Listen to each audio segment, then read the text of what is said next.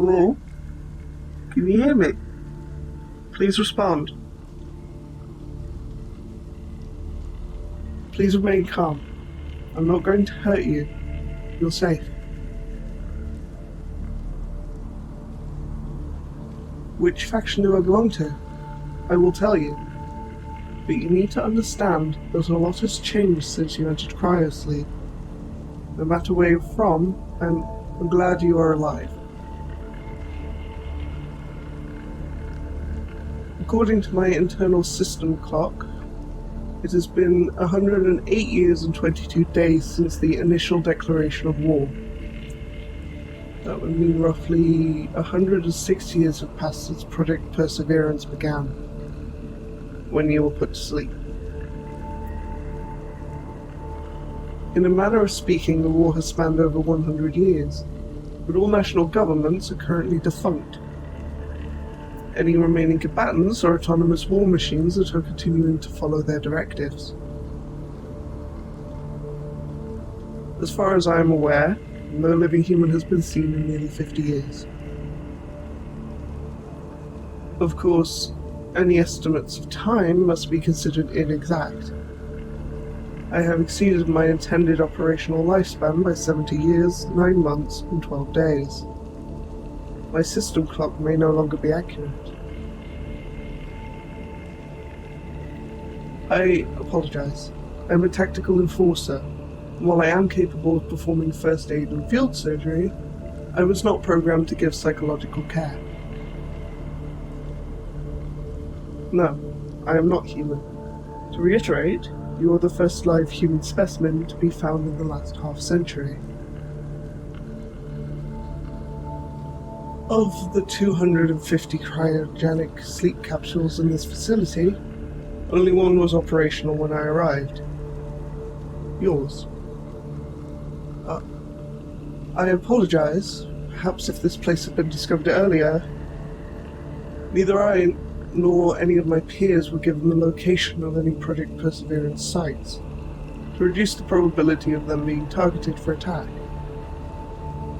We only began to search for them once no other objectives remained. You are. Please step out of the cryopod if you are able. Now that you're awake, you need to raise your core temperature. Allow me to assist you. Stay close to me. The residual heat from my power cell should help. Do you feel any better? Good. I'm glad I could be of service. Very well. I will set you down. There. Can you walk? I assume some disorientation would be normal. Oh, no, I don't have a name as such. My designation is TE Model Delta, serial number Q11NN, manufactured and operated by the North Atlantic Syndicate. Formally, that is. Quinn. I have been called that before. That is acceptable. What is your name? Understood. Now, given my lack of standing orders or superiors to report to, I will make your well-being my priority one, if you will have me. Thank you. I swear to perform my duties to the fullest. I won't let you down. Now, this facility contains a rehabilitation center. We should go there to make sure you're healthy. Please stay close to me. Most of the equipment appears to be inoperable. I suppose I shouldn't be surprised given the low power reserves. I can at least perform a surface level scan of your vital signs myself. Please hold still.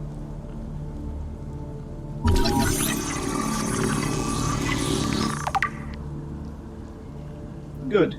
Your vitals are within acceptable limits. Please let me know if you experience any discomfort, fatigue, or you are hungry. This rehabilitation center should have some nutrient supplements for this exact occasion. Hopefully they haven't expired. It's been a long time since I last needed to carry any food myself.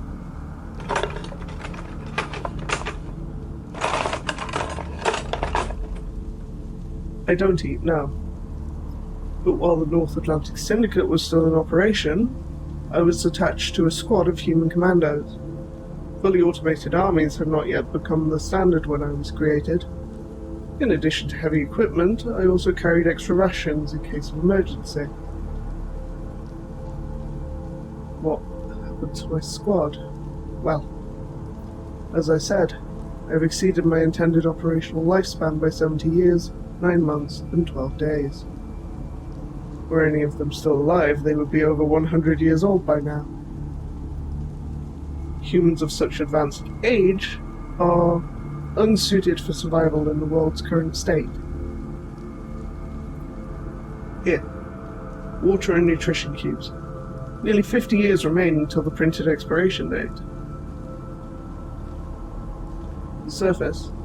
It has changed drastically since I was created, so I can only assume it will be nearly unrecognizable to you now. Most population and industrial centers have been rendered uninhabitable by radiation, but many species of flora and fauna continue to thrive in other locations. As long as you avoid any significant danger, a human should be able to operate on the surface, in theory at least. It may become a necessity eventually. The food and water in this facility will inevitably be exhausted, and you will need to forage on the surface, in fact. Even as a machine myself, I'm not sure how to explain this phenomenon, but some non-combat robots have advanced beyond their original programming. Many of them behave similar to how humans once did, banding together to form collectives and even maintaining agriculture. I have encountered several robot settlements that use cultivated plant matter to fuel biomass reactors and recharge their power cells. It may be possible to procure food from them. Yes, some military robots have evolved as well, but others... Asset, please inform me if what I am about to tell you becomes too distressing. You've been through a lot today already. Understood.